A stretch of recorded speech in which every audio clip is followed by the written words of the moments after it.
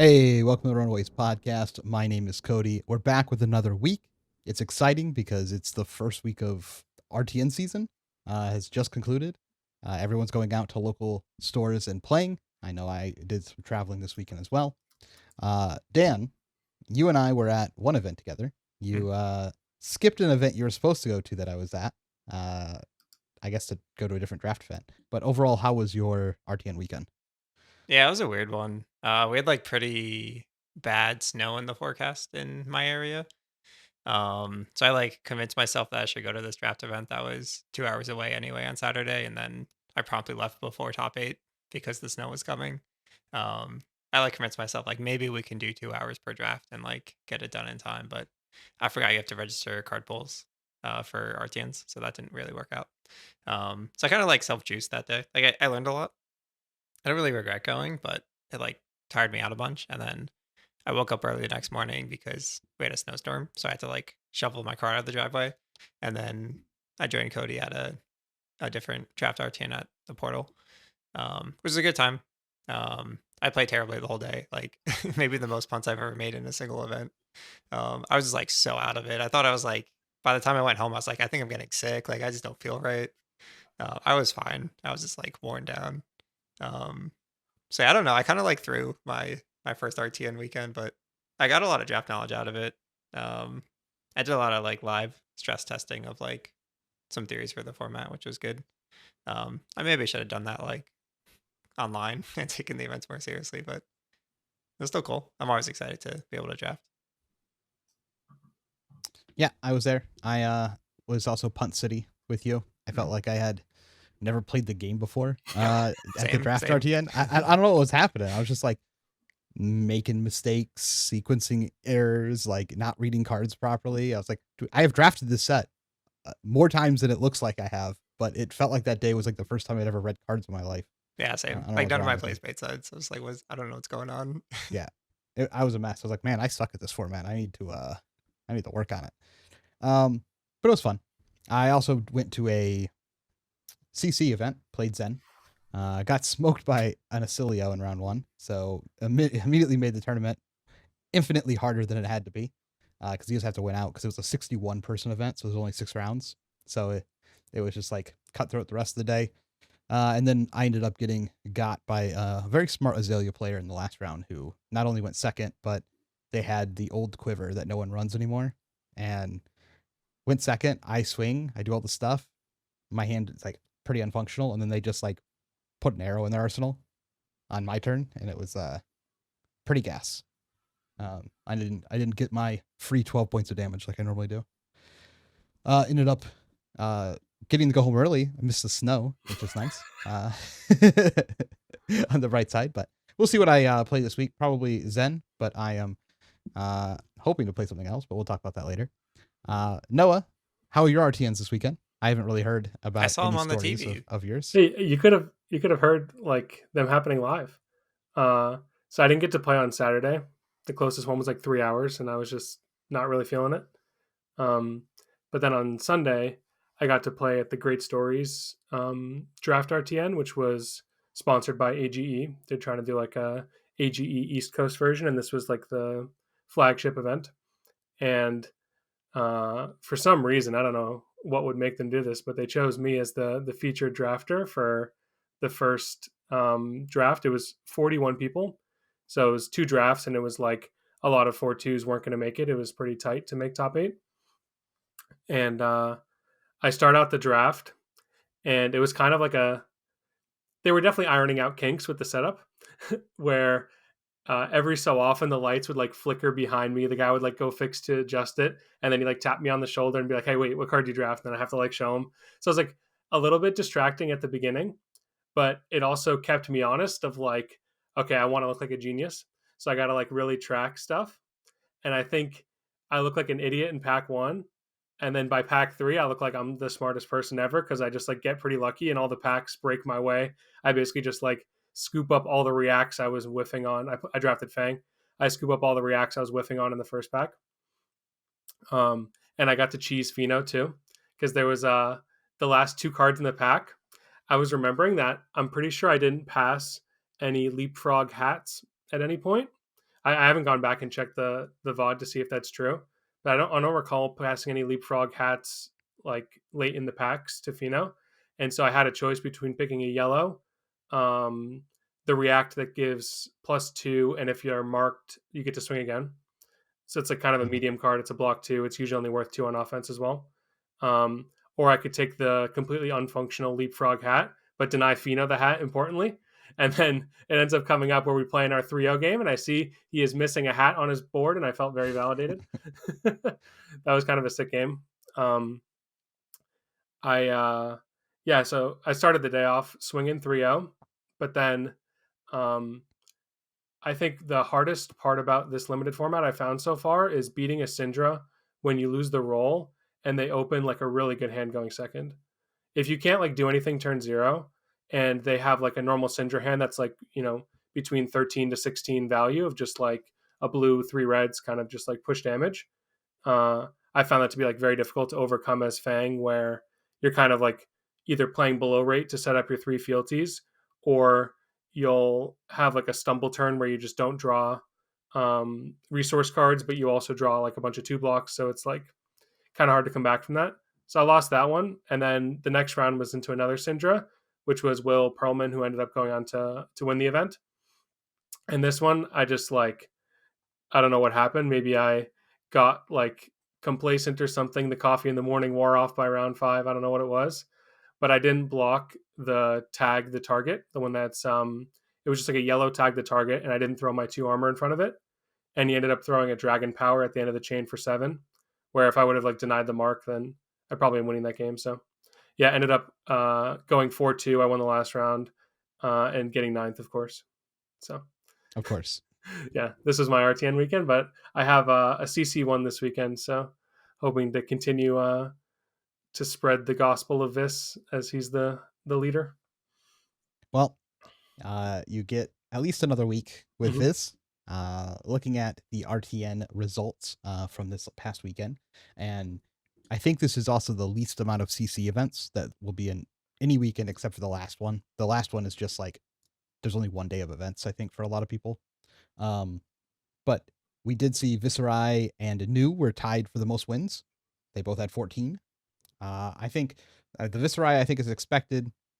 New is kind of fallen off the radar a little bit, but it looks like local news are just still out How is there New falling off the radar? What do smashing you mean? people. They were first I'm after talking Split about at Memphis. They were second place at the Calling in Christchurch. sure. I I feel like guess New's I popping have off. sure. I haven't seen a lot of people talk about it, or I guess I She's hadn't an seen any assassin, of man. my She's weekends of played. cosplaying. She's hiding in the Oh, shadows. oh, I know. I'm not saying she's not good. I'm just Yeah. my last week of playing the game, I have run into zero news. I didn't run into any in Memphis and any of my runs except for Lucas, but that one didn't count. That was Yeah. free. And then like at my locals, there was like one at the 60-person event showed up. There's like one new in the room. That's crazy. So yeah. Yeah. So I guess maybe it's just my area. Yeah, it must just be your area because I feel like I'm living in the assassin world. Just like Yeah, I mean there were players. Marios and everyone running around, but there's like there was one new out of 61 people. Okay. Then after that, Aurora comes in at 13 wins, so people still playing their Aurora deck. And then right behind it is Syndra at 11 wins. I think this is kind of expected. Maybe probably see Aurora go down and Syndra climb up as people get more access to cards. Because I know that's been pretty hard to get, but that seems like kind of the same player base there. We do see Arachne coming in at 8 afterwards. I don't think that's too surprising. People do love playing Mario, but it's kind of hard to get those daggers. They're like $70 a piece, and I'm not even willing to pay that for the to get game pieces. Yeah, I'd rather play new at that point. Yeah, I'd rather just play new or something. And then half my new builds want one of those daggers anyway, so I'm like, I don't know. Prism at 7, kind of preying on a lot of these other decks, and it did well at the Battle Harden as well. Enigma and Zen are kind of fallen down a little bit. Enigma at 6 wins and Zen at 4 wins. So, what happened to Zen? Yeah, I don't know. There's a question for y'all the too, man. Mistbell complaints. You got some are, explaining way to do. overblown. Yeah, that is what we're going to talk about after going through these results. The death of Zen. I guess a month or so ago, we had the death of Enigma, which has kind of been the case. And now maybe it is time for the death of Zen. Florian at 3, Dorinthia at 3. Look, when Zen is winning 4 and Dorinthia is winning 3 events, there's like a problem here. There's something's not going well. Azalea at 3, and then a bunch of other heroes. Tons of heroes won events, which is pretty cool. And then one of the most exciting things, I think, is the Battle Harden Jarl win. Did not pick up any RTNs, but that was a tough Battle Harden. Like, that top 8 was pretty stacked. That event was pretty stacked. And the Jarl made it look easy. I don't know if you watched any of the Barcelona Battle Harden games. I did not, but I'm going to now. Oh yeah, you have to. They were all like super good. They were great games. Yeah. Like the Verdant's finals. Unfortunately, the end of it's cut off, so you don't see the end of it, but you see most of the game. But the Verdant's games were great. The Jarl games were great. It was just very surprising, I think. I mean, we had a Jarl go undefeated in Swiss at my RTN as well. I think the Jarl Verdant's game was kind of a good example of like the match was decided before cards were really even played.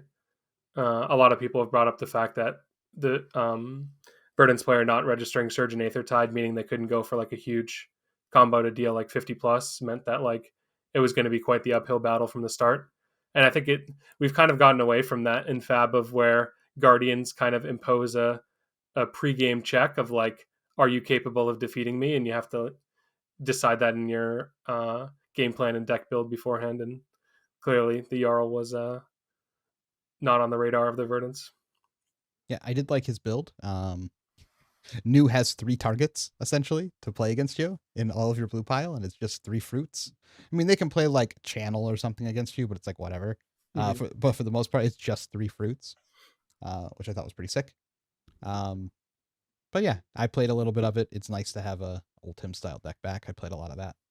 Other than that, we had a Verdant's win at Battle Harden Portland, I believe it was, which is cool. I've been playing a good amount of Verdants, and if you have not seen Majibei's video where he talks about how you're playing the deck, and the entire time you're playing the deck, like, dude, this deck sucks. This hand's inefficient. This math makes no sense. I don't feel like I'm doing anything. And then it's like 5 turns later, you look over, you're like, how did I win? What happened? All of a sudden, you're lower health than me, and my boots are just going to kill you, or this attack is just going to strip your hand, and then you die.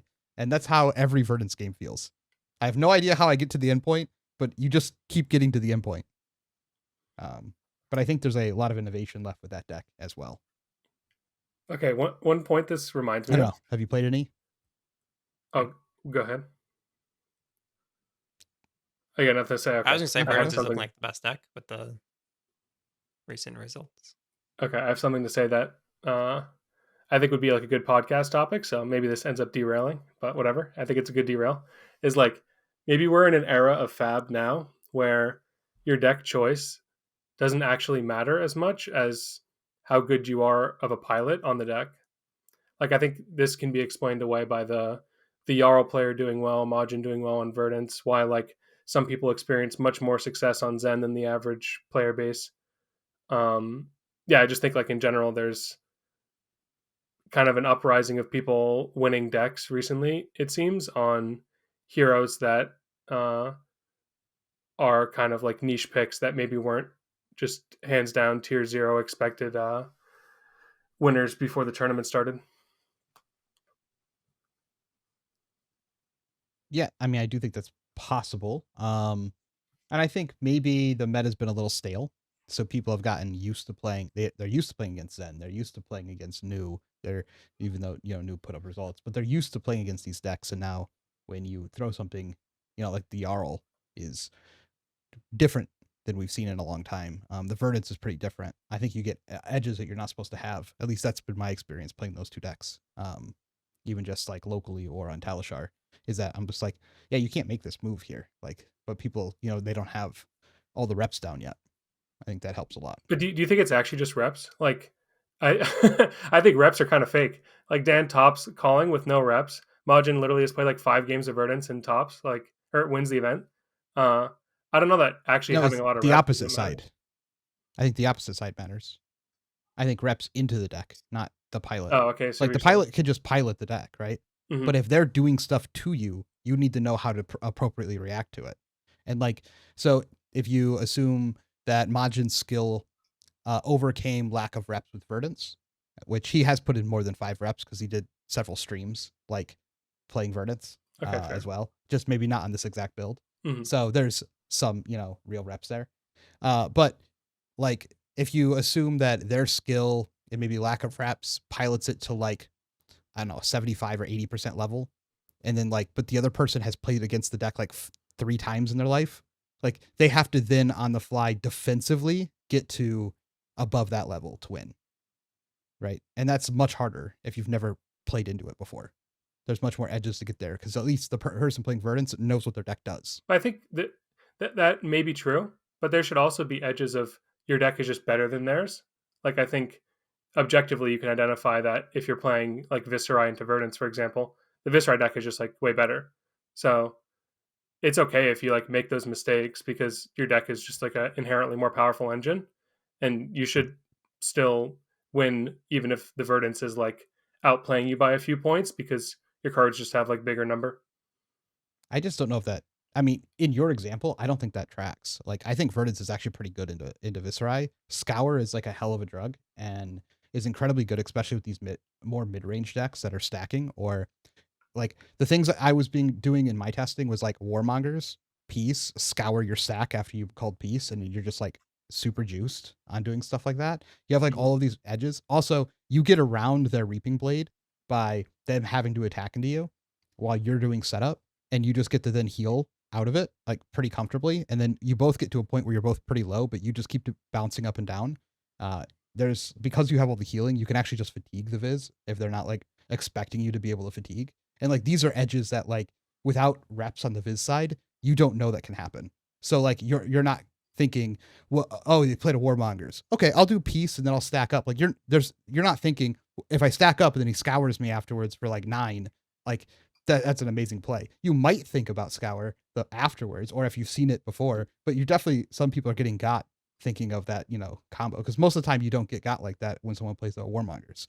And the same thing when they're like stacking pots and stuff and waiting for you to come down, or they'll just start fatiguing you and you're like, oh, I wasted some cards early in the game that like I would normally need against the fatigue matchup because of the way I'm sideboarding for this match. Like there's all of these edges I think you get at a gameplay level when you have the experience and they haven't played into you.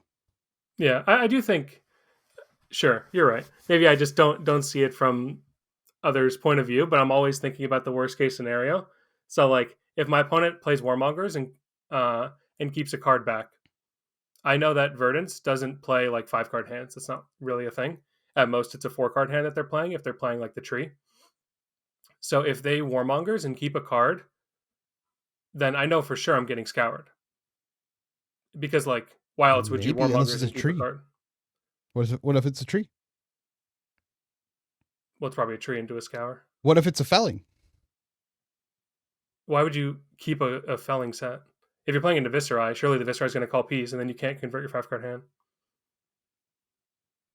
And you can't like really Warmongers You call can. Peace and set a tree, then you just like don't draw a spell and look like a clown. What if you have Ring out, you Warmongers, you go to your turn, you call War. Yeah, but if you're like taking damage to cast a ring, I don't know. That's like no, you already have Ring out. You just draw turn 0 like a savage. No, it's like in the middle of the game. You don't Warmongers always at the beginning of the game. The game lasts turns. I'm just saying this is a situation I was in. I had a Ring out. I'm turned on. I play Warmongers. I set a card. I go to my round. I wand them for 1. If they don't block this, then I heal for 1 and then deal another damage to them. So I get 3 value out of it. And then I throw an attack.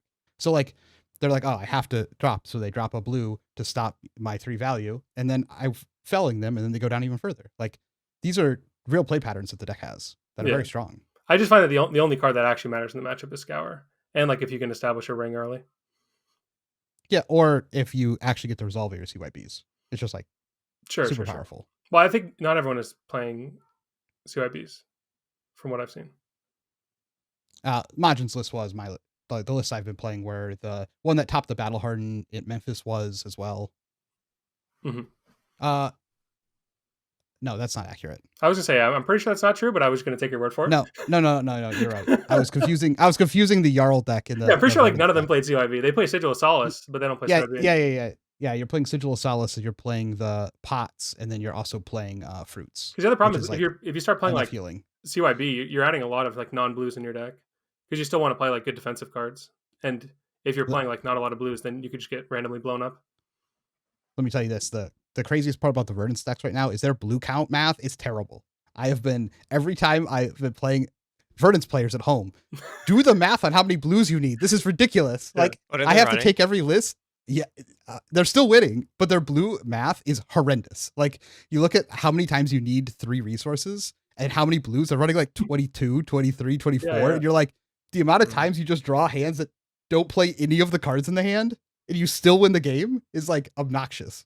Or Yeah. like, because you need the helmet at some points, like helmet into a 3 cost, play the 3 cost. You're like, I need 2 blues for this. And then you're like, the odds of you ever drawing 2 blues when you're on like 23 blues is so much lower than it needs to be. Oh, you're saying it's like It's the just- same as Zed math? Like you need 2 per turn, you want 3 for your power plays?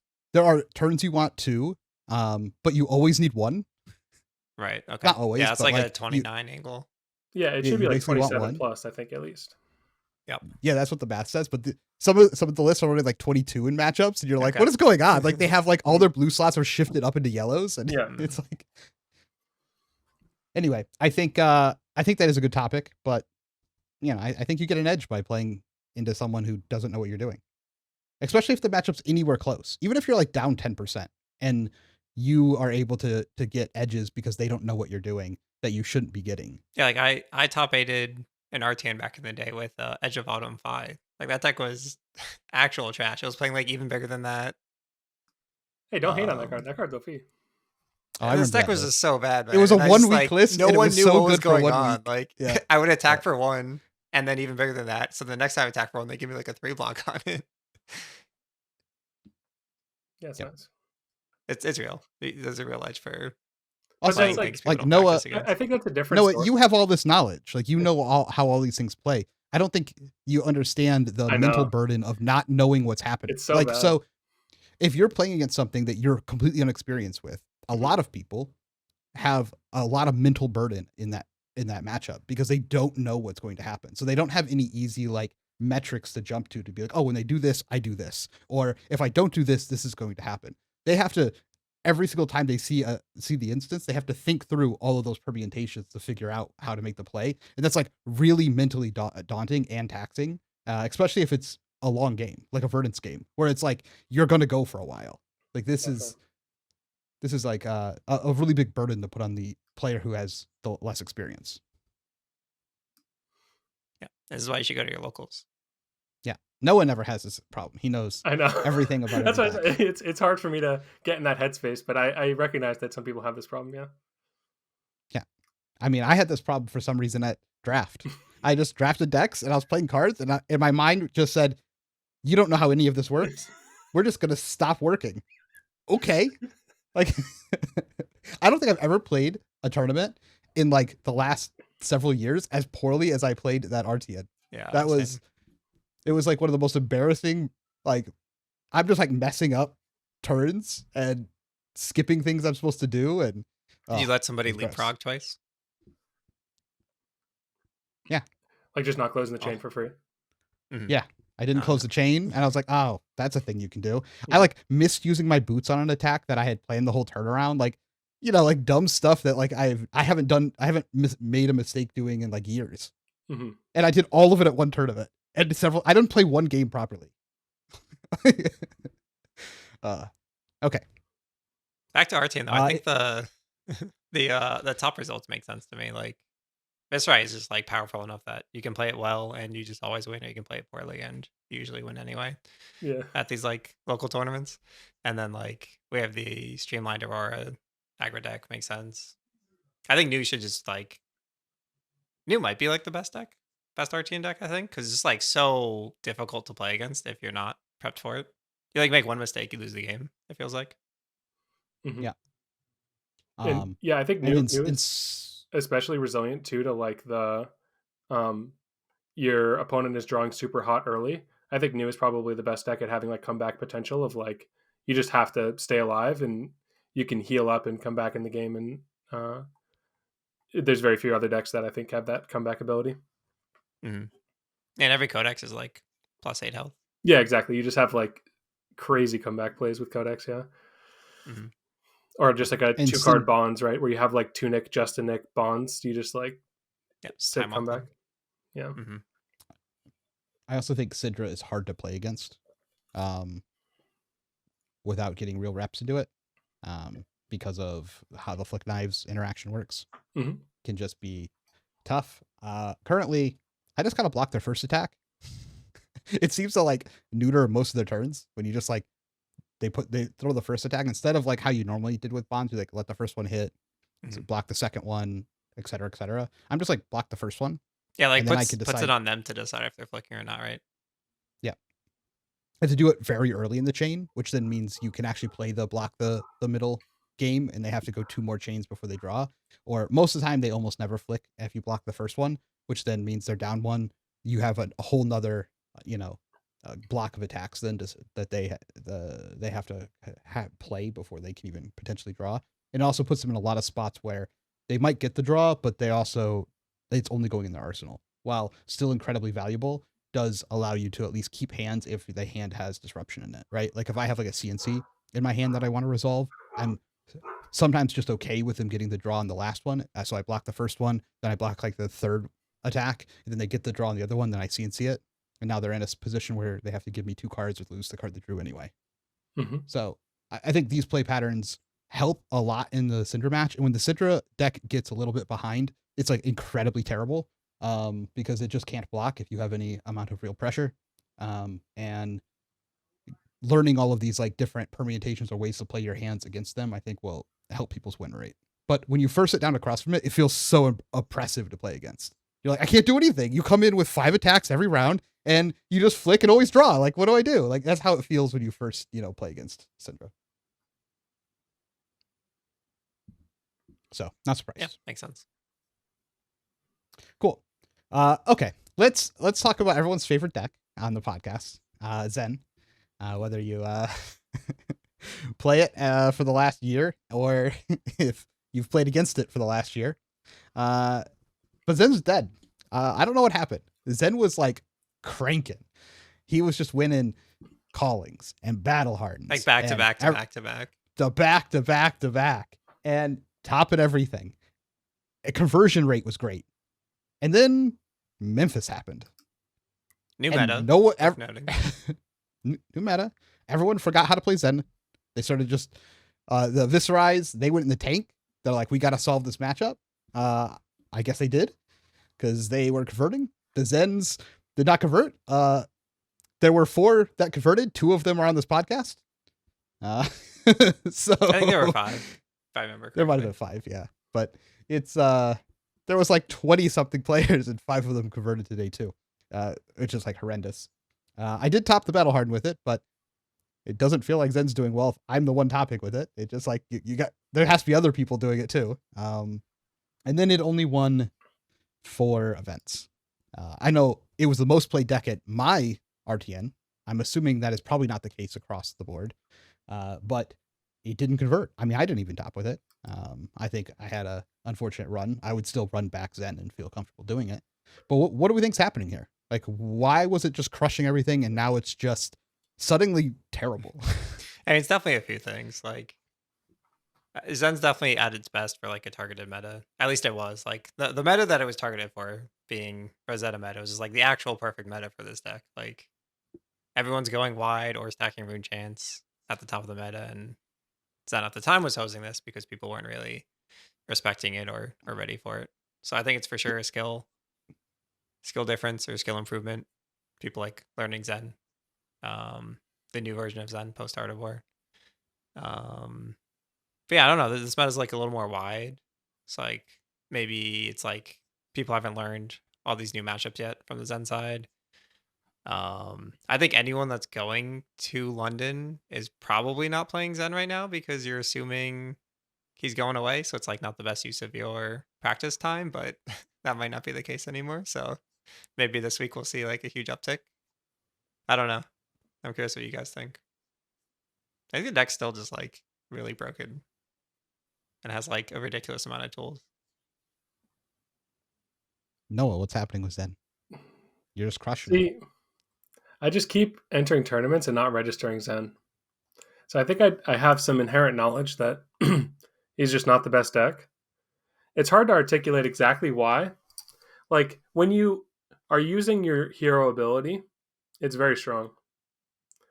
When you're not using your hero ability, it's really not very strong. Mhm. Well And said. Viserai gets to use his hero ability every turn of the game. So that's pretty strong. And like when you have to flip your chi, you have to play like blue 100 wins, or like you literally cast Burdens of the Past. Like it's a meme. It's like when you're actually doing the flipping of the chi, you're like barely getting above rate because the card you had to play to start it is not like Red Malefic Incantation or Dirge, you know? I think that's like So, rarely the case. Usually when you're flipping, you're getting like your range is like but 2 it's card 8 usually, to like 3 and you card can't really say 14. usually, like there's only 8 0 cost chi in the deck, right? So you're not drawing one in every single hand. Yeah, but even like blue 100 wins is what, 2 card 7? Because you go 1 1 5 plus the Yeah, chi but value, that's so not it's like probably like 2 amazing. card 8. No, but you're saying it's embarrassing to play blue 100 wins to Yeah, transcend. it is. Yeah. I'm telling you, it's like it's It's a Hachidori, 2 card right? 8. Yeah. It's a 2 card 8 if Malinki hits. If Maliki hits, sure, yeah. But No. you're Even it's not without, like like amazing. your chi's getting 1 value usually. Sometimes it Mhm. does -1. Then it's awkward. I agree. But it's just not. I don't know. Like it's supposed to be like a powerful card. Like you have your 8 chi are like your power cards, but they're not always like giga power cards. You're not doing the 3 card 13 every single time that you draw chi, unless your starter is like one of the good starters. I do think most of what you're saying is correct. Yeah.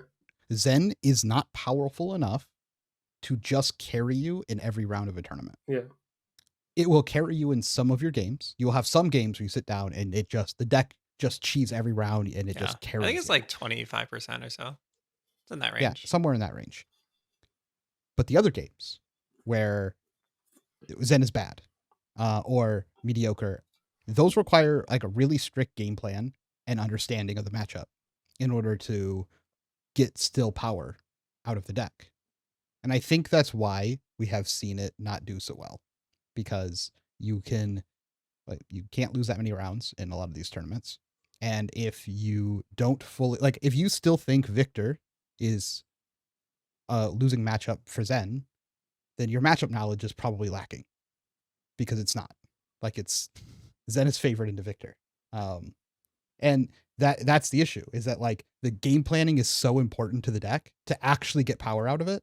You can't just raw play your hands. That I think the level to consistently show up with Zen is rather difficult. And when I go to events, I'm not seeing all the best players in the room on Zen anymore. There was a time where some of them were, or a number of them were, and they were converting. But I'm going and I'm seeing Zen, and it's not the best players in the room. And like, unless you spike or you've really been digging in to Zen and matchup knowledge, the deck's just not powerful enough, I think, to carry you there a lot of the time.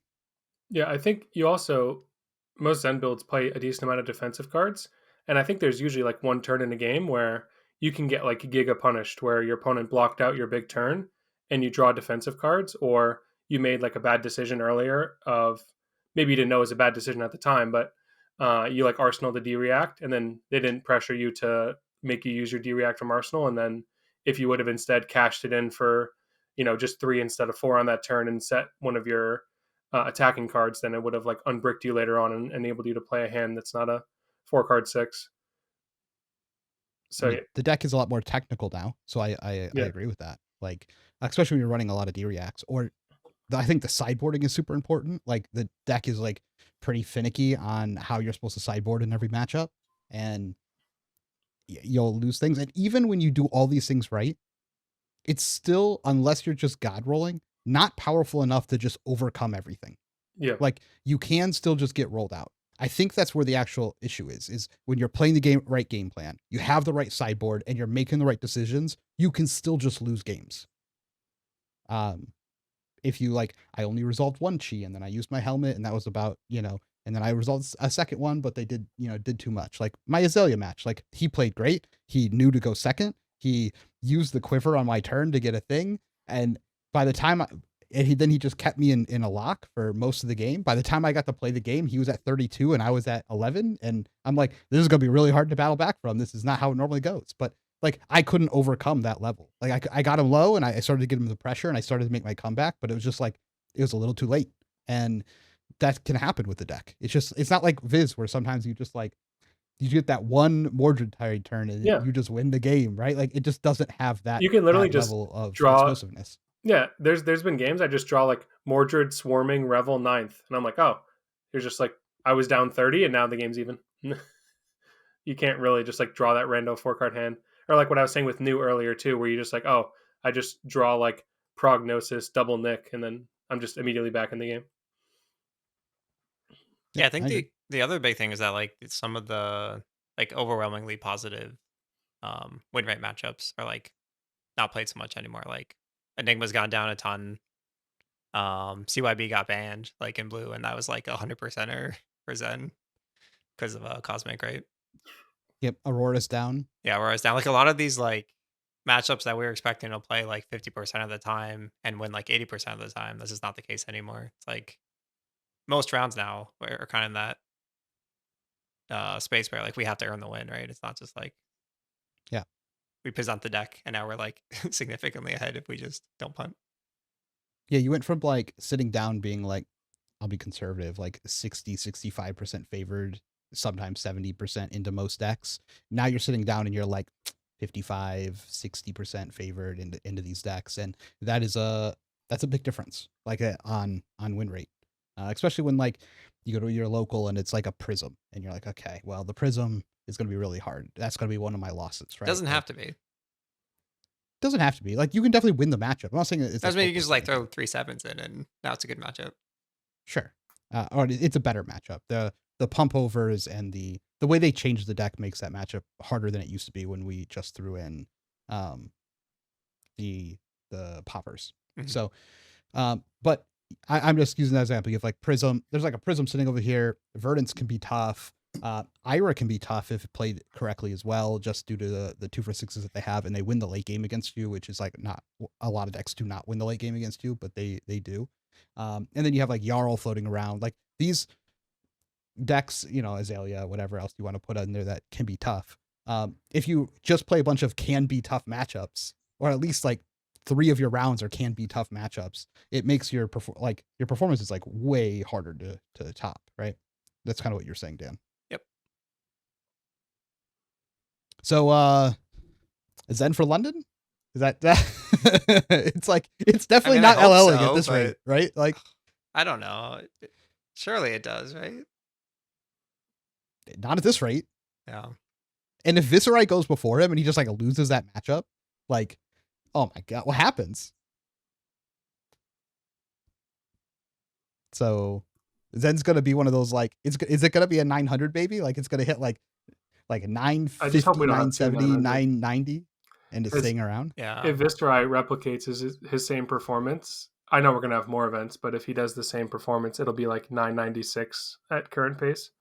So we could have like 2 950 plus situations, which is just cringe. Yep. And there's a Well- bunch of like battle horns and callings in between, right? There are. Yeah, but there's like 40 heroes in the game. There's so many like point soaks that just like this person likes playing Florian. So instead of playing Vis, they'll play Florian and win an event when they could have won an event if they played Vis. And then now Florian gets the points. I mean, Viz is Or like gone, RTN, sure, right? but Florian's not winning a calling, man. It's not happening. I mean, Florian won almost as many events as Zen. He literally won, he won Yeah, but one these less are event than RTNs. Zen. Like these are armory size sometimes. Verdance and Jarl won. Surely Florian can win too. Anything is possible. Oh, I Jarl don't did know. not win an RTN, but he did win that. Oh yeah, battle. true. Yeah. When that player plays in an I RTN this don't believe weekend, it. Jarl will have one RTN Yeah. win. Man, I can't say enough. He made Jarl look good. Like, Yeah. he made the deck look real He was good, like good. inevitable. Like when he was playing, it was just like inevitable that he would win every match. That's how it felt watching Oh, the games. I'm It excited was to like, watch. it was impressive. It's been a while since I sat down, like, watched matches, and like, it's like, ooh, this is just like something way outside of like what I've tested and looked at, and it is very impressive. And that's kind of what that run looked like to me. It was like, ooh, someone cooked. Like, He seemed very locked into all the matchups ahead of his opponent. But yeah, I mean, Viz is automatically gone if he just keeps winning, right? Like, he's on track.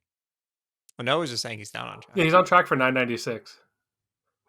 Oh, exacts. Yeah, but Yeah, we're going up in the next 2 weeks are a lot more events. So, I guess I would say Viscerai's gone right now. If someone asked me to make a bet, I bet Zen is legal for London. That's an insane thing to say. I think legal after probably RT true. ends. I don't know if he makes it to London though. I think he makes it to London. I right now, if I had to take a bet, get my I would hopes bet that up, he's man. legal for London, and everyone will cry I would be so when very he happy. when I need he my time back. readapts out of the defense's package and into another package and then gets better. Okay. I mean, I guess that's it. Zen sucks now. No one worry about it. I guess no one's gonna play it. No one's gonna win with it. I got to get more engaged with CC. I just like haven't been playing the format because I've been focused on draft. Oh, Oh, dude, I've format's been having fun so right much fun now. playing. I mean, I've been It's so jamming fun. like a couple of games here and there on Talishar, but I haven't I been just, like. yeah, maybe I'm like masochistic or whatever, but I actually just like enjoy playing into assassins because like every game just plays out so differently, and you actually get an edge by like reading what they have in hand. I feel like most games in FAB, like hand knowledge, if you like were to have a card that let you see your opponent's hand, gives you like a very slight edge. We But have that into card. assassin, if you can accurately predict their hand, I think it gives you like a gigantic edge. Yeah, I agree. I've been having a lot of fun playing Verdants. Like too much fun to the point where I'm like, this might sabotage my London testing because I just want to play Verdants over and over again. But the deck's like not good enough. Like it's really not. Like it's won events. You can ask Majin if you play the deck, you're like, this deck is not good enough to like play at a Pro Tour level. But it's quite enjoyable. And so but it still has 0% matchups, but it feels like it's like almost there. It is very, very close to like a couple of cards away from really being a huge force, I think. But I am worried what happens to it post Viscerai. Viscerai is holding back a lot of decks that like Verdance doesn't want to see. And if Viscerai goes away and some of those decks come back, then playing Verdance will not be nearly as fun. And the Viscerai matchup is like not good either. It's just if you draw Scour, you're good. If you don't draw Scour, you just get shit on. This has been my experience, Sure. at least. That's not been my experience, but Okay. maybe that's just because we're both not playing against equal skill opponents. Yeah, that's fair. Yeah. I'll accept that is why we have differing opinions on this. Okay. Well, if you would actually like to be good at Zen, we have a Discord, and in that Discord has my deck list and my sideboards in it and our deck list from the last several events. If you want to look at a different version of Zen, as well as you can ask questions of the podcast, you can meet with people who are doing well and test with inside and follow along with the hero of the month, which this month is going to be Mario. I did just drop my final deck list for Vincent as well, and I'm currently working on getting the rest of the promotions around that going as well. So let's do some podcast questions. It is number one podcast question here. Oh, Lucas made a question because he wasn't on the podcast. Okay. Rebel Much asks, why do you think has Zen suddenly dropped off in the last tournament results? Well, we've just answered that. Short answer, people bad. Long answer, meta's kind of harsh and people bad. And not a lot of people playing Zen. I don't know. You said your local was like mostly Zen. I was surprised. It was so much Zen. Oh. I guess people like to push heroes over the finish line, right? Yeah. Also, hero just hard to play like perfectly because it's just not powerful enough to do it for you. Like, yeah, it's like pretty unforgiving. It's very unforgiving. I remember when we made the new version and I was switching back to Zen and I was like losing significantly more matches than I felt like I should. And I had to keep talking to you about like how to play these individual matches. Like my Aurora match was horrendous. I just kept punting Aurora games left and right. And then we talked about it and I worked on it and I was able to get it to a good spot. It's like, this is a process. Like the deck is on paper, it looks pretty easy to play, but when it's so technical and then doesn't allow you to make mistakes because its biggest hands are like 22 damage. Like it doesn't have any like giant damage hands. It just has consistent damage hands. So yeah, I think it makes it hard. We do make that easier on the podcast if you'd like to go look at the deck list and that I put on there. Okay. Astrotech asks, Syndra has established herself as a meta player and her second calling win. What are tools you expect to see decks adopt to fight her, and what are some general tips on how to approach the matchup? I think Calming Breeze is like OP. It's not like just for Syndra, but for the assassins too. So it's in your card pool. But I think when basically everybody talks about Shelter from the Storm, they like go nuts over the mode where you discard it from your hand. But like when you set Calming Breeze, it's it's that mode on the turn that it actually matters. So yeah, I think that card's like super good. Especially being able to like use it in such a way where you like deny a resource, which can maybe like strand them with a card to where they either have to like pitch a red to throw 1 for 5 or just like kind of it makes their play awkward. And it also covers up the 4 breakpoints neatly, so you can only actually need to give 1 real card even if they're coming with a 4 breakpoint on the mask trigger. So I think that card's like really good where you can have that set, block with 1 card, and then play your 3-card hand and kind of regain back the tempo. So I think that's like one pretty good card. And then I think the other thing to focus on against Syndra is just planning out what your turn is going to be to know how many cards you want to block with on her turn. Just be like, okay, can I actually block out this mask trigger? Determine that on their first attack. Don't like recalculate at every point of like, oh, well, now I should block because now I'm scared. Just like figure it out at the start and say, okay, I can realistically like block with these 3 cards, set a card, and then next turn, because I'm setting this D-React, I'm going to deny the mass trigger with like the D-React and an armor, and then go on my turn or something like that. So yeah, I just think like those two, both the card choices you put in your deck as well as like decide before they start their turn, I think are good edges to take. Also, don't believe the false rumors that Erase Face is not good into them. A majority of the time, Erase Face is good into them. If you played Weakest Link to target Zen, you should be playing Erase Face to target Syndra. If it's like the clip of these being similar in power to each other is very, very high. There's plenty of times that you played it into Zen and he went, no blocks. Here's my hand that has that this doesn't do anything to. That'll sometimes happen with Erase Face, but I think at a higher clip, you strand them with a card or you make their turn way less damage. So This I mean, I thought Syndra was going to be way more played at my RTN. I put 2 Erase Faces in my deck. I was also a little prepped for Prism as well. But I didn't see any Syndra. There was like 3 Syndra players in the whole room out of 61 people. It was so sad. Wow. I think it's like I think go ahead, Dan. I was gonna say to your point, like any disruption is very good, but especially disruption that does not cost 0. Yeah, that's fair. I don't know. I just like I try to advise against people putting. We're in an era where no one's paying for stuff, man. Like you're putting a 2-cost 2 block in your deck. In Zen, it's fine, but I think it's not something you should just like generically just like shove in your deck. Like, oh, let me put in this Erase Face, and then I mean, like, don't put it in your red line Marionette deck. deck, for example. Agreed. Yeah, don't put it in the red, but like Enigma could run it. Like it's just the same slot as Weakest Link.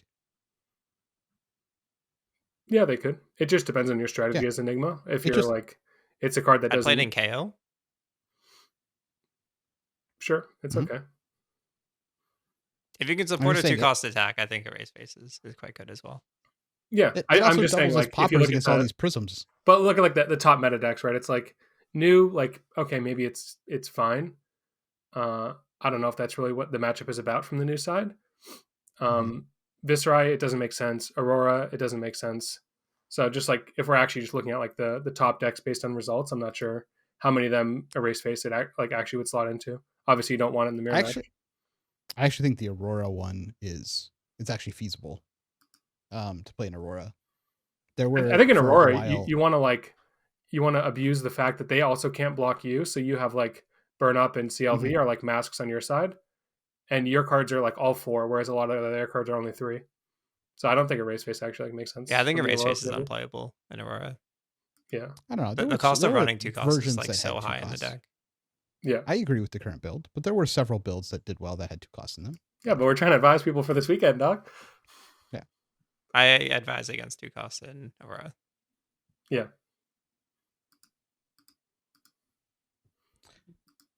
TCG Stackwell asks, what are some cards that stand out as extremely powerful but haven't had the right card pool to see competitive play yet? Okay, I wrote down a list. So if y'all need some time Mhm. to think, I have answers. Yeah, I wish I prepped for this. And the Okay, entire go for card it. pool? Yeah, Yeah. I prepped a bunch of answers, so Okay. you can choose if you agree or disagree with these. Okay. The first one is Amplifying Arrow. I think if we ever get, that's the one that whenever it gets buffed, it gets like buffed one more. They already use it. Yeah, It's this good. is already being played. It's very good. Yeah, but it's not like widespread dominant like nuts. It was It's for in like a every season. Azalea build. And now, yeah. Okay, fine. So you agree it's good. Fair enough. Yeah, it's very good. Okay. It's super annoying when already it's like, good. here's 16, and you're like, oh, God. All right, fine. Sure. It could get better, to your point, I guess. Okay, well, Sure. my next one then was like Gone in a Flash, Blast to Oblivion. Those are like Abused in Acilio, but those are cards. I was trying to pick cards that maybe I just interpreted the question differently. I interpreted the question as cards that like if they print, like these are cards that like check LSS from a card pool design standpoint, where they can print cards that will make these like super busted. Oh, Or, I like- see. I thought he was like looking for winning bowls. Yeah. Okay, That's how I interpreted it. fair, Dark fair. Horse cards that haven't had to see the light. Okay, so like all the warrior cards printed in this set would be a good example. Yeah, okay, sure. Those are better I examples. knew you were going there. Yeah, okay. So I think better examples, yeah, would be like the warrior cards in this set, like the one that the ones that do the mark, like if your opponent is marked, it gives all your attacks some kind of buff. Those are like sleeper cards, I think, where you can actually see this on the AG stream. I used that against Fino where he was marked. I played a Knife Through Butter, and then I threw my 1 for 5 with Go Again because he was marked, and then I played the dagger after. So I think like that mechanic is something that can be exploited in the future, but I don't anticipate those to see competitive play now. I got a couple. Blood Tribute always comes to mind. I think that card is significantly better than people think it is. That's the It is opt a card? instant. It's the instant opt card. Banish the top one. It's draw a card.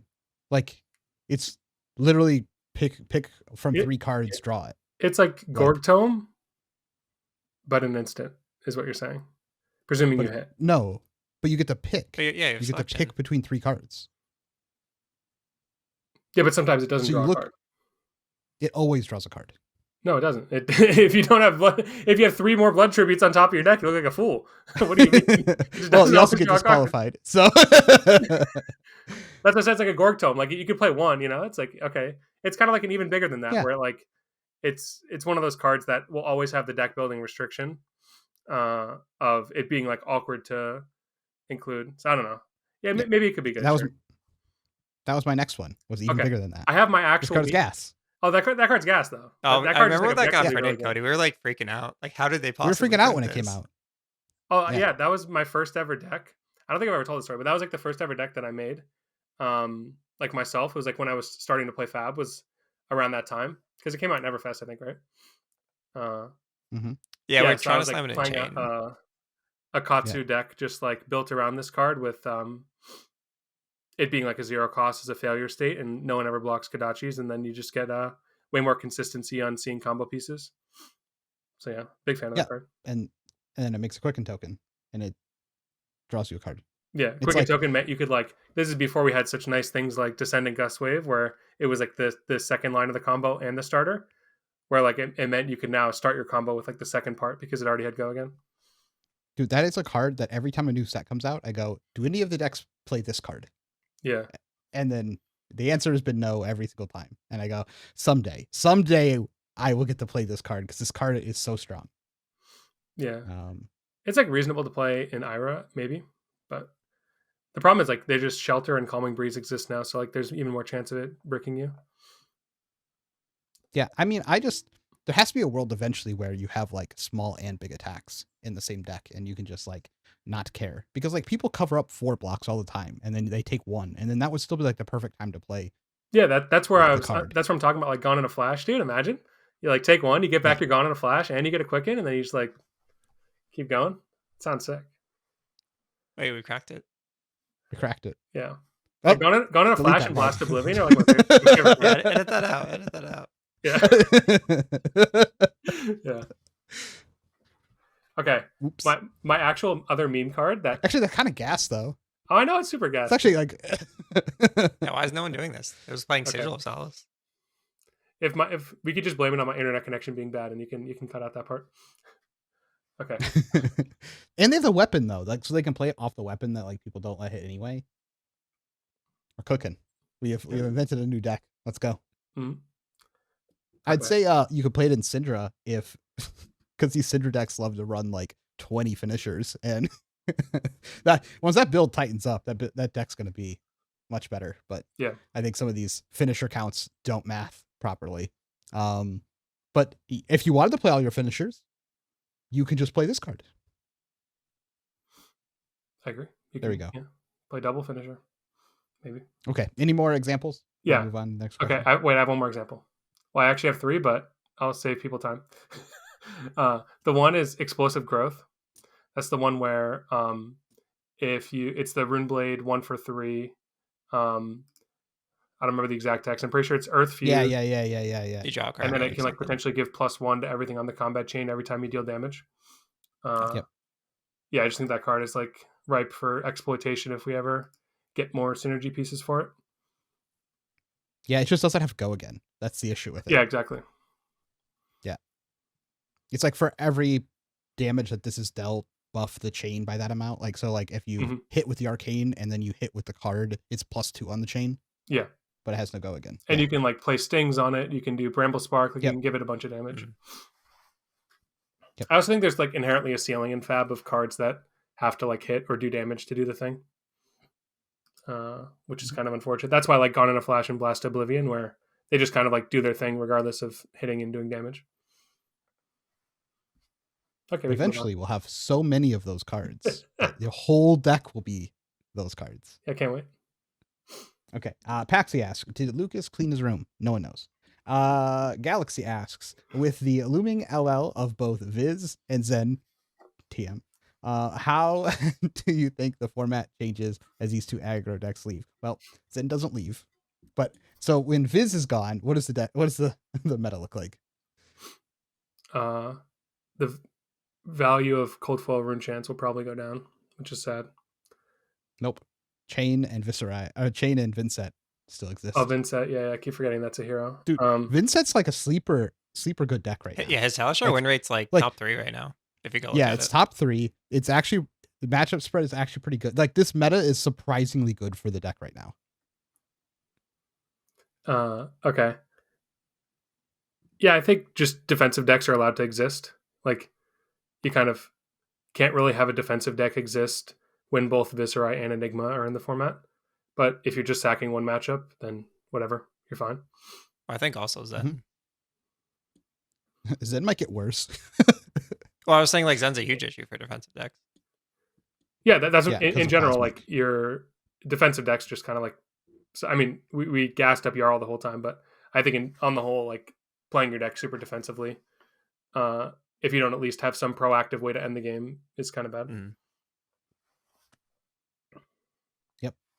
I think the meta changes quite a lot. I think Viz is holding back a lot of decks that have to tech for it and then for everything else. I think it's also allowing some decks that probably shouldn't be in the meta to exist, like Prism.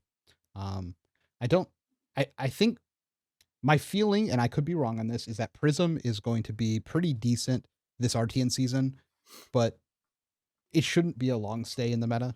Personally, I just don't see it being that. Like Enigma should come back. Some of these decks should come back over time and really force the Prism players out.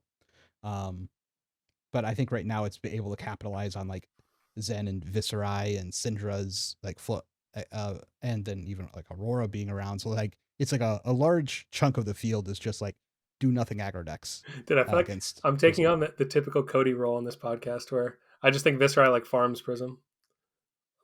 Like I don't think Prism really has a chance in that matchup, but I thought they made it tighter.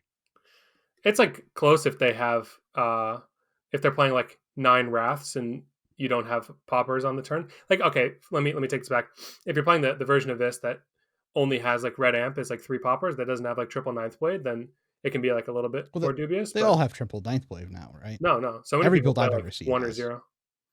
Oh, well, that's arguably incorrect.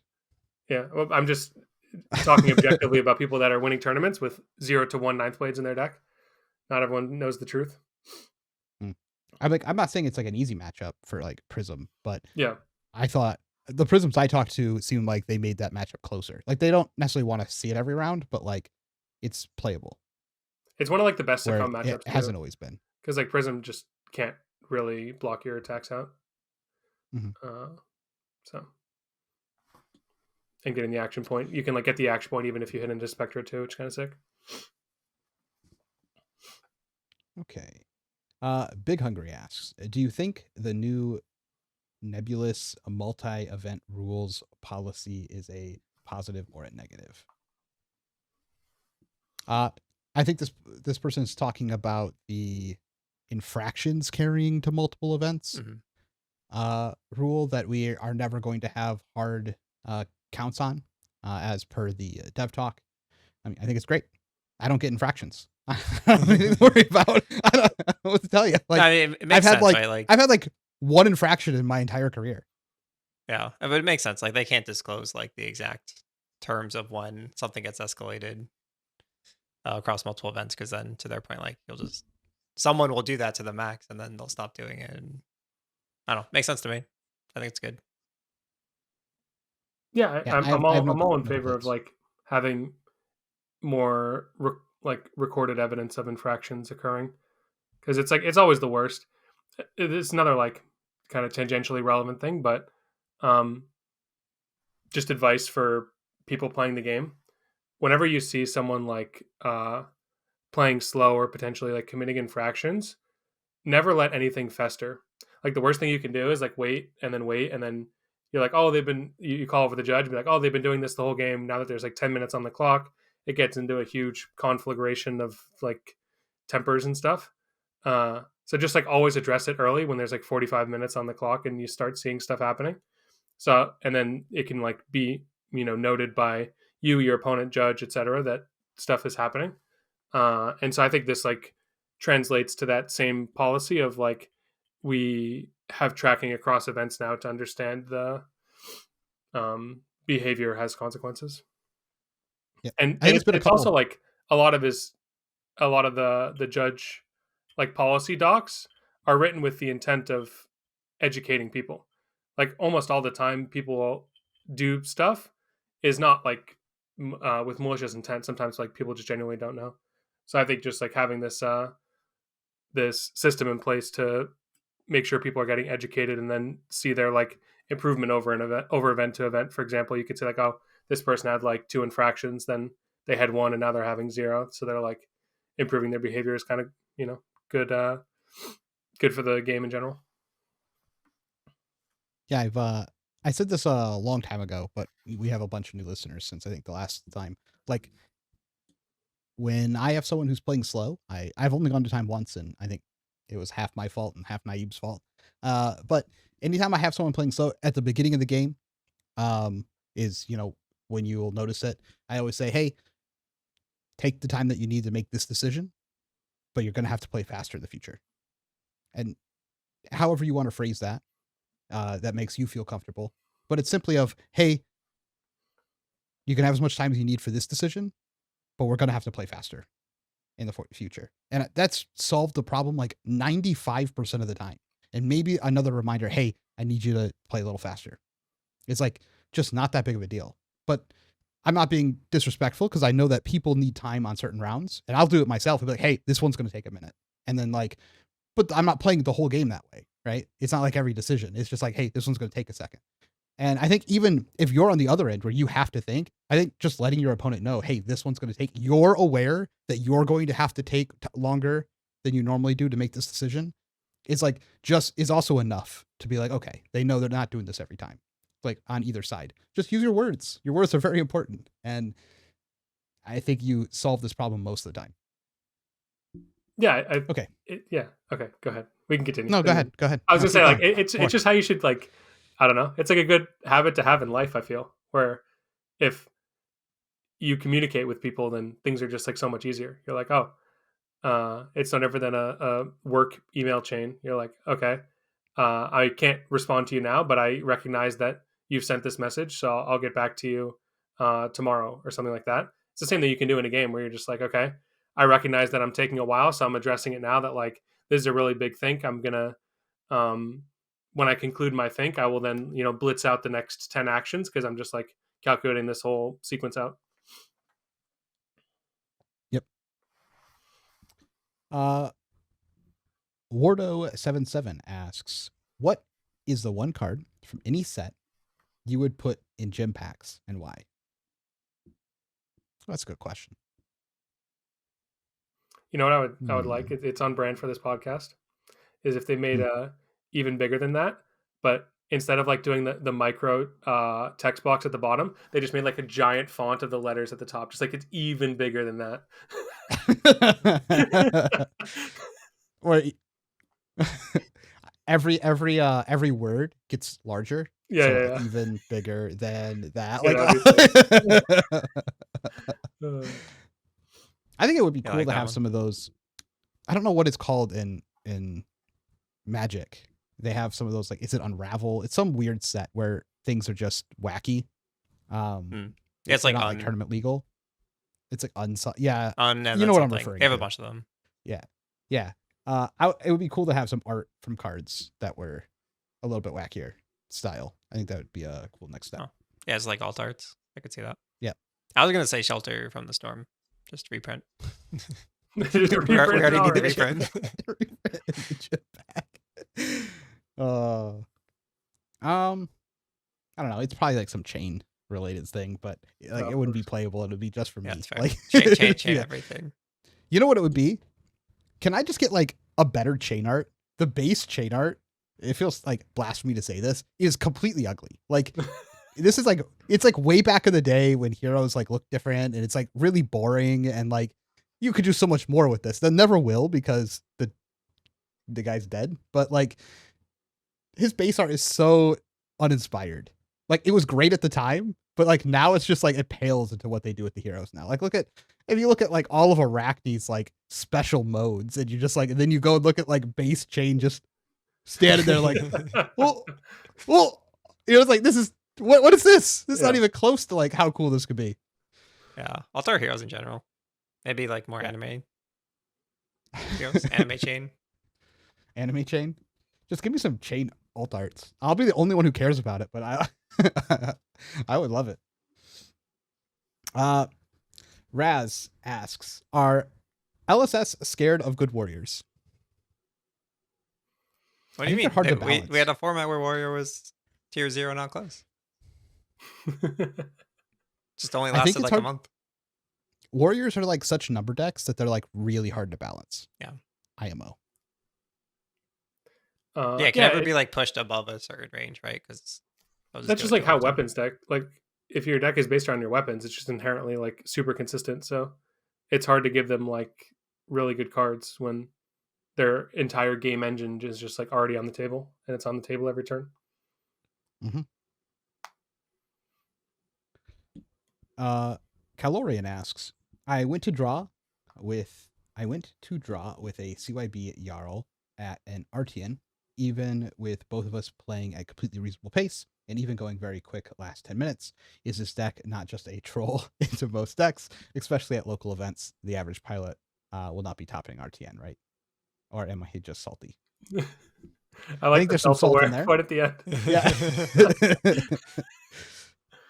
Yeah. You got to play real fast if you're playing Jarl and you're playing the slow deck. Like I've spent a lot of time on Oldhim to like play that style of deck, and you had to play like lightning fast as the Jarl and just be okay with your opponent's going to take almost all of the time, and you have to just be like, they're like not even finished playing up and you're already like playing your card, drawing up, like going to that. You got to play like turbo speed to get through rounds if you're playing like fatigue Jarl. Yeah. There's a reason I never played Oldhim in that style. And I tried. I like spent like a month at locals just like doing what Cody's saying, like while they're ending their turn, I'm starting mine. I just couldn't even get close to feeling confident bringing it. Yeah, I mean, you can get good at it. I went to nationals with it. I played 3 Oldhim mirrors. I won all of them with 10 plus minutes left on the clock. Like you can get there, but you got to be like real good, and it's easy to make a mistake. But I think you can definitely get there. We saw a Jarl win in the Battle Harden. That player was obviously very good. obviously the average Jarl player, they have to also be aware that they have to play faster with this deck than they do with other decks, and I think that's just a matter of time. If you have a Jarl at your locals, if you do timed rounds, it's probably a good place for them to practice going fast enough to actually resolve the deck properly, because it wins in the end game, so it has to get to its end game, and the end game is actually rather strong. Yeah, So I feel like the CYB part of this comment is kind of weird because I feel like CYB is like the quickest card to play. You just like play it. All right, go. It spent 2 cards out of your hand in like 1 second. That's like as fast as you can go. The opponent can't really do anything. They either poison or they don't. But I mean, I just played a Jarl game like when we were about to have an org meeting. I was like, oh, there's like an hour before the org meeting. I'll play this, and I played it into new, and we went literally to like super late fatigue, like super long game. It was like an hour-long Talishar game, so like it absolutely can happen. Even when we were both playing at like a very reasonable pace on Talishar. Yeah. Okay. Skylancer asks, what are your overall thoughts about the new Arachne? Both have shown decent runs, placing at least top 8 at recent events. If you would choose yourself, are you on the Mario train or the Slippy train? Well, go ahead. Mario. Like, yeah. Why would you play Slippy? I don't want to lose mirrors automatically. Yeah, the go again's really nice, but like I don't know, having +1 on assassin disruption cards is like kind Did of you crazy watch when their base any of attack is the 3. Did you watch any of the Slippy games from the Christchurch calling? I did not. Oh, dude, you gotta watch. It will show you the way. Dude, this guy was going crazy with the Slippy is great. Yeah, no, this guy's going crazy. Jason Long, I think is I his believe name. that. Did he win against the mirror? He beat Assassins in the tournament, yeah. Did he? I don't know. That sounds like impossible. I'm gonna have to go watch then. Yeah, I think he lost 1 mirror, but the way that he was winning was just like his damage was ignorant with like the toxicity kiss of death. Like he basically just like tried to engineer like these combo situations where him having go again just meant he could do like these like hidden effects that assassin cards aren't supposed to have. That's what I was gonna say about Mario. Like the deck is very strong, I think, and the whole world's still working on like tuning it, but I feel like it needs some like more push to it to get around like these really defensive strategies. Yeah. Steve X is still like Jason was like for it. He had multiple turns of 20 plus damage off of like 4 cards just because of this, like, and a lot of it being just like uninteractable damage unless you have specifically like Shelter, Calming Breeze type cards. Well, I will put it on my list of things to watch. But yeah, long story short, I'm still going to register Mario because I'm soft, but I think Slippy has a lot of merit. I could learn to be unsoft if I see a Slippy able to win the mirror. Dude, if you could sit down a Slippy against the mirror like and feel then confident. Like, I'm gonna win, and you're like, got something for you, and then you win it. That has to feel the best. That has to be one of the best feelings is when you beat another assassin as Slippy. And you do get one chance too to like kind of juice them, I guess you could say, with the hat. You know about this interaction where like you can block the hat, transform into a different guy, and then they lose go again. Yeah. Oh yeah. I know what you're saying. Yeah. So that's like one area where in the mirror you can like kind of get them a little bit where they have to always know that that's a possibility, that they can't necessarily be like, ooh, I'm going to ignorantly keep this 5-card hand assuming I have go again, and then you like get them by blocking the hat. So there is at least some play. Yeah, that's a big game. Starts in play. Lucas says he cleaned his room. There are no more cups. Nice. So for the people who are asking in the comments of the last video. I believe it when I see it. Yep. Yeah, I don't believe. Stoopkid asks, do you have any thoughts on James White's take on mistrigger rule from the Dev Talk episode just released? And which runaway is most likely to one-trick a degenerate hero? I mean, I entirely agree that having you be responsible for your own triggers is significantly better than you are responsible for every trigger. I agree with this as well. Like, not close. I think we all agree with this. Yeah. But that was my only caveat. Yeah, my caveat is just this. Like, there are a couple of ways. One of the things they commented is if you're in charge of everyone's triggers, then like if you don't do their trigger, then you get punished, etc. You could just have no punishment. It's a lot harder to then enforce the trigger thing, but it would be more like ceremonial, like, hey, the rules say you should do this. So people can't hide behind the rules allow me to do this anymore. But I don't think that's a very elegant solution. I'm just of the comment of like, if the trigger involves me doing stuff on my side of the board, then I'll do the trigger. And if it involves you doing stuff on your side of the board, then you have to remember the trigger. So like, if you hit me with CNC, since I have to do the thing, I'll do the thing. But if your mask momentum hits and you don't draw a card, I don't think anyone feels bad if you didn't draw your card. Dude, imagine you just like reach over to their deck and like put the card in their hand. Yeah, like I mean, that does happen. like I think the community. You wouldn't freak out if someone did that. Just like reach over the table to your deck and just like gave you a card. I would be appreciative. I don't know. Okay, I think the community has agreed though. For sure.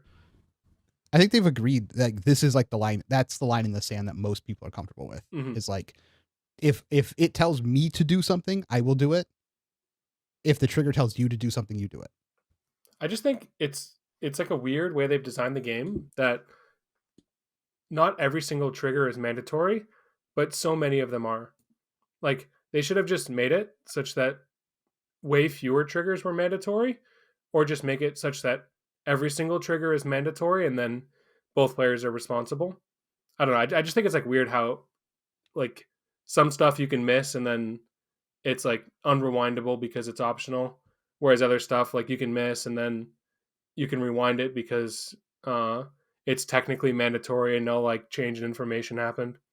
That's the one thing I think James didn't really address. Maybe I missed it, but he didn't address like the state at which something is caught to be okay with it being rewound.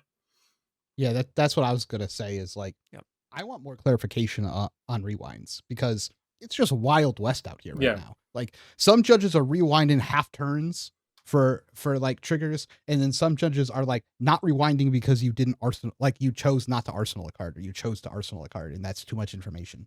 So like, we need, I gotta know, like, when my opponent misses a trigger, this is why it's hard. So here's the issue: when my opponent misses a trigger, and then later they catch it, and the judge comes over and they say, okay, let's rewind. I don't know when I should just be like, yeah, rewind. Or when I should be like, yeah, I think too much stuff has passed, because the ruling just doesn't tell you. Like, sometimes too much information has been shown, and sometimes it hasn't. I'm of the opinion that anytime information is gained, you just cannot roll back. But you just that's just not arguing for that. You're just like, no. I know, that's the point. I hate. Like, I wouldn't feel that way. To me, you're like just destroying the entire integrity of the game if any information is gained. Okay, how do you feel about this? I don't know that I shared this. Whatever. If I did, it was a while ago. Where at Worlds, one of my opponents had a CLV on board. They had pitched a lightning card that turn, so it was supposed to stay around, but they were like salty that I blocked it out. And so when they went to sweep up their combat chain, they sweeped up the CLV. And on my turn, I had one card in hand. I ticked up my Tunic to 3 and decided to just pass priority, arsenal my card. They then started their turn and went to play a card and realized, oh wait, there's supposed to be a CLV on board. And the judge said that they were allowed to rewind it. They looked at the bottom of the deck and confirmed it was a lightning card. And then the CLV went back on the board with a counter. I mean, I would fight that because it's a May. It's not. It's mandatory. We went over this. You don't have to. You don't have to put a counter on your channel abilities. You do not. You do, yeah. You can read it. There's no world where you have to put a counter on your channel abilities. Do, yeah. It says put a counter on it, right? Yeah. That's why I was saying earlier. You don't have to. That FAB wording sucks. Where like almost every effect in the game is mandatory. Mm-hmm. I'm gonna really need some. I'll read you the text right now. It's never been mandatory. I will read you the exact word for word. It's mandatory. Yeah. At the beginning of your end phase. So no, that one's kind of interesting. Okay. You go first. Yeah. At the beginning of your end phase, put a flow counter on this, then destroy it unless you put a lightning card from your pitch stone on the bottom of your deck for each flow counter. So it's mandatory to put a flow counter, and then you must destroy it unless you put a lightning card from your pitch stone on the bottom of your deck, which they did. They pitched one lightning card. But you can choose just not to do that. You can choose to let it die.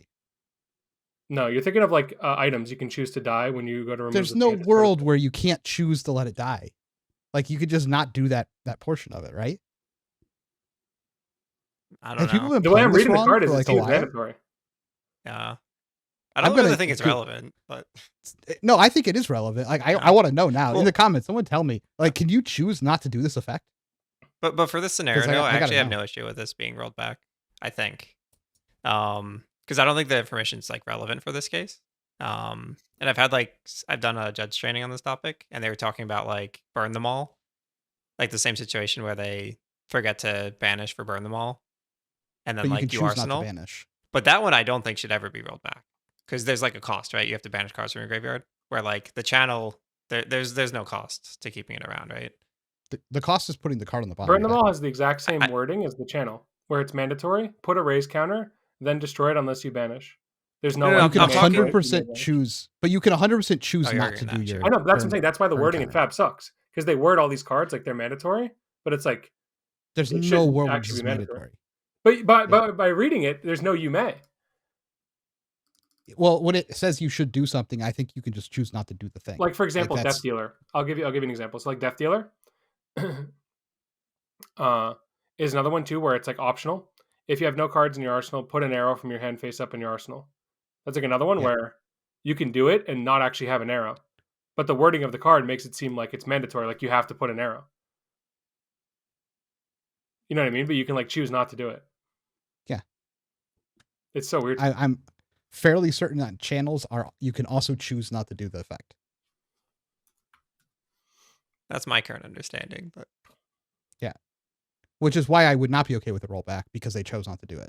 Like, if it is mandatory and you have to do it, then I can kind of agree with the rollback. But if you can choose not to do it, then I actually don't think the rollback makes sense Well, there. I don't think it should be rolled back. I was saying I wouldn't fight a rollback there because I don't think the information gain is relevant. But like with burn them all, it's extreme. It could be relevant because there's a cost. Was what I was trying to highlight. How is it relevant for Um, burn them all? It's like What do you mean? how is you it can only feel so influencing many a burn them strategic alls, right? decision from the opponent? Well, you Oh, because they drew up their hand, they might not have enough reds to be able to like yeah, do it for yeah. another turn. I guess you could try and argue. So, or maybe they draw another burn them all. Like and now burn they're, them all mad costs that they got rid number 5. of cards Yeah. in your graveyard pile, and like Okay. any additional information dictates like when you need to spend those cards and how many you can spend, right? Like if you're going from 6 counters to 7, right? Like that's actually a choice. Yep. Where like the channel, the only choice that I can think of is you're playing around like Runic Reclamation by bottoming it instead of leaving it out there to make them a rune chant. But Okay. channel the Bleak Expanse, you could get rid of it so that it didn't affect you. Yeah, that's what I thought as well. That makes me think it's like optional effect. That's why I was It is confused why they optional, got to keep her on because that's the same wording. Of like it doesn't say there's no you may anywhere on the card. Like Gravekeeping says you may banish a card from their graveyard. That one's very clear. It's optional. You don't have to banish if you don't want to. But the other stuff is not. You may put a flow counter. But this is my point. It's like I don't know when the rollback is legitimate or overreaching. Like I don't Right. know what that line is. Like so I don't know when I should advocate for myself or when I should not advocate for myself. I mean, the And so, answer is like- always, right? Like we've been saying. But Just advocate for always yourself. is like a dick move, right? Like always is Well, legitimately just a dick don't move. do it in a dick way. Just be like, they gain this information. What do you think? Like, let the judge make Yeah, the but now decision. you're always arguing for an invalid game state. Like that's the actual issue. It's Oh, like you're saying they- you just they- want a correct game state. You're But- arguing but- for like a situation of like a scuffed game state. You want that to persist, as opposed to Every like time. what would happen in the every normal- single time now you're arguing for a scuffed game Yeah. state.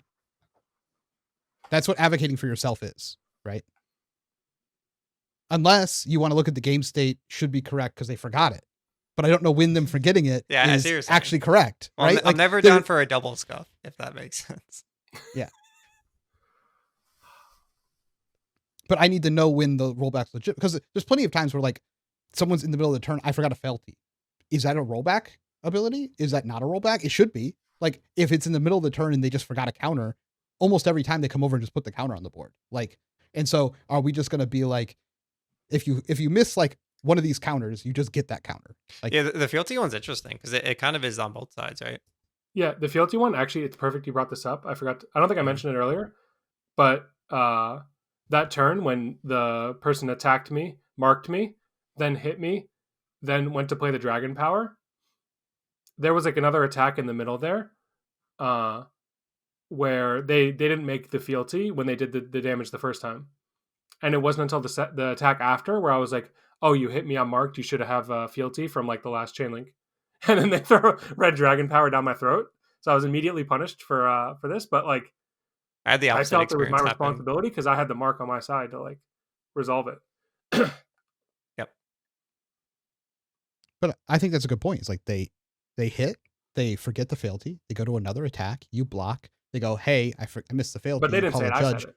Like, what if I didn't say it? I don't know. I'm saying in the Okay, sure. scenario where they catch it after you've blocked their next attack, Yep. they raise their hand, they call a judge. The judge comes over and looks at it and goes, okay, here's your fealty. Are you supposed to argue new information's come out so they can't have this token they were supposed to have? Like, what is actually supposed to happen? Like, I don't know. The rules don't say. Like, does them getting this counter really change anything? Most of the time, not. I mean, it can make their turn better. Like, I'm not saying it doesn't help them, but Yeah. I'm saying like them forgetting it make you play differently. Well, it's also just like an Probably invalid not. game state, right? Like you shouldn't be marked. Yeah. But So okay, what, do you let's extend. lose the mark and they don't get the fealty? Like, This actually happened at the call in Christchurch on camera, where like the guy he forgot to get his fealty, and then didn't sack a fealty on a rabble, so he didn't have enough draconic chain links to like buy back daggers. I think was the situation.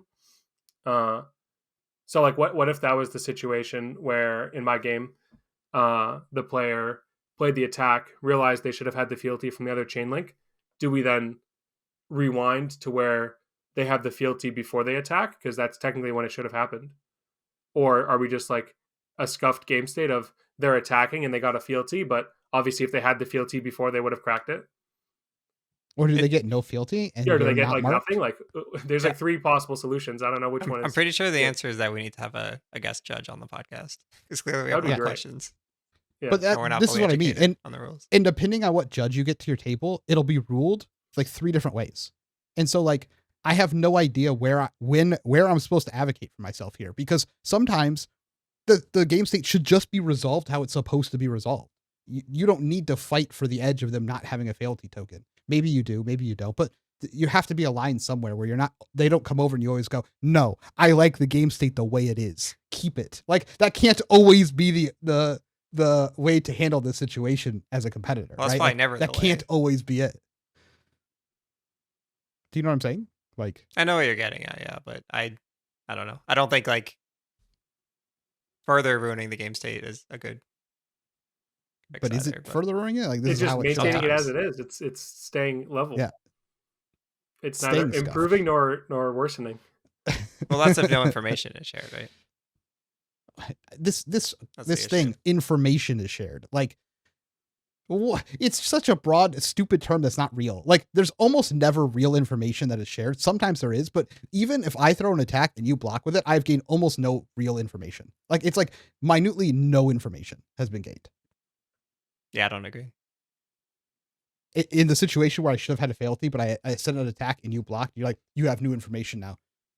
I don't have any new information that I would have had if I had a fealty token sitting here. I would have still thrown this attack and you would have still blocked and we would have moved on with our lives. Like, this is no new information. It's Like, you're just just hard, arguing like- new information to keep a scuffed game state at this point. Yeah, like even like 99% of the time that might be true, but like I don't know, in a professional REL setting, that's hard. I don't know. Like you That's what I'm shouldn't get, you saying. shouldn't We get don't a, know- you I shouldn't don't- get a 1% edge because you missed your trigger. Is what I'm getting at. I just think in real life there's like no edge. This is exactly the same thing that would have happened every time. Sometimes, and that's why this only applies at like competitive plus, right? Sure. I just need to know when we're allowed to roll back. I don't want to keep going in, but I want to get some resolution here. Where like, if that's only applying at those like super high RELs, I think that makes it arguably worse, because that means you only have to interact with this situation once every like 3-4 months. So you don't actually have like the experience to know like, okay, this is how it gets ruled consistently, because it like policy changes so frequently, like in between one pro tour and the next, it's going to be like different rulings, new cards with new interactions that maybe information is gained, maybe it's not. Like they're making all these like modal cards now where it's like, oh, like maybe if I had this this fealty, then when I played my 0 for 3 that I can pay 1 to re-equip a dagger, then maybe like I would have actually wanted to pay 1 on the previous chain link because like I had this additional information. So it's like I think as they keep making these modal cards, we have to like have some clarification about what is like proper to roll back to maintain this theoretical concept of correctness. And what is classified as gaining information? Like, is it literally anything? Because then there's no rollbacks. Like, you could just argue always that there's no rollbacks. This is why the rules the way they are. It leaves discretion from the judges, right? To determine. Yeah, but discretion of the judges means I don't know what I'm supposed to do. Because a judge will come over, look at it, and be like, "Nah, he blocked. You can't have that." And then another judge will come over and be like, "Yeah, here's your token." And yeah, all you can do is just which one's right? Just present the facts and let them decide. So it just means that now every time a judge comes over, I have to argue for an incorrect game state and just see if they go for it or not. Now I'm just like seeing if the judge takes my argument. Like that's what it feels like. Like, hey, but I blocked, so they have new information. They shouldn't be able to roll back. Oh, I didn't think about that. That's correct. Okay. And then I just do that every time. Like, I mean, the way you do it aside, if you blocked, yes, you should present the information that you blocked. Sure. You just present the information as it is and let the judge decide. Okay. But I guess we're not going to get to a nice resolution. But I'm just saying. I know what you're saying. Like, I want more clarifications too, but I don't know. Yeah. Ideally, they would write out every interaction in the game and say, like, this rolls back, this doesn't, this does, this does. The real question is, why do they print cut through the facade saying that it may destroy an aura they control and not mandatory to destroy? Now, if I block 6 on cut through the facade and don't announce the trigger, I'm just screwed because it's not even mandatory. So I get no rollback. Not even mandatory. As far as the second question go, who is most likely to one-trick a degenerate hero? Probably any of us. Yeah, all of us. We all enjoy winning, so I think if one hero is so much better than the rest that he's considered degenerate. Yeah, they were gonna have like 100% of the team playing. Yeah, we're having like 100% of the team playing Upsticks Needles if they didn't ban. Last question here from Kunai. It says, "How do you approach learning a new class, especially one very difficult from what you are used to?" I steal someone's deck list. Yep. Watch their video. Step 1. Listen to their thoughts on it. Mm-hmm. I play it. And I played a lot, yeah. Get my own thoughts. Then I go back to the video, watch it again with a new context, and then I start tweaking. Yeah. I think the first thing I try to do is like understand the play patterns and cards that are like supposed to be really strong. Because it's like, I don't know, I'm never just like, okay, I'm full committing to learning this new class without a deep understanding of like why the class is good. So I think I want to like first identify like, okay, are the power turns, power cards, like what are like the strong things pushing people to play this deck at first, and try like learning those first, and then settle into like the routine. Okay, how do I play with bad hands kind of thing. But yeah, I think the first step to learning is like figuring out like what is the big motivator for wanting to play this hero, and then kind of just branching out from there. Yeah, I can give Verdance as an example since I just started working on this. It was like before I started playing it, I just like identified what are all the strong things it can do. And it's like, it can play Ring of Roses. Okay, this is strong for X, Y, and Z reason. It has Plume that you can play to get something out of your graveyard. And then it has like the massive combo turn as well. And it's like, okay, those are the strong things that the deck is trying to do. And then I played the games and like with all those 3 avenues of like winning the game in mind. And then I realized like in some of my games, I don't think this Plume card is that important in like this matchup and that matchup. So maybe like I can kind of disregard the Plume in this matchup because I don't seem to need it to win, or I don't think Ring is actually necessary in this matchup, or the full stack is probably bad. Maybe I just cut like the amplifies in this matchup. Like that's how I start learning it, is by looking at what its powerful things are, going into the matchup, trying to do the powerful things and seeing what I actually need to like play the game. Yep. And then adjust from there. Cool. Well, that was a very long one of us arguing about rules for most of the time. So hopefully that was exciting for you. I don't know. I had a great time. So goodbye, everybody. Take care. Yeah, we're getting rid of the envelope 7 here, but envelope. What we could do here is go ahead and play the envelope. All 3 pitches of envelope and darkness.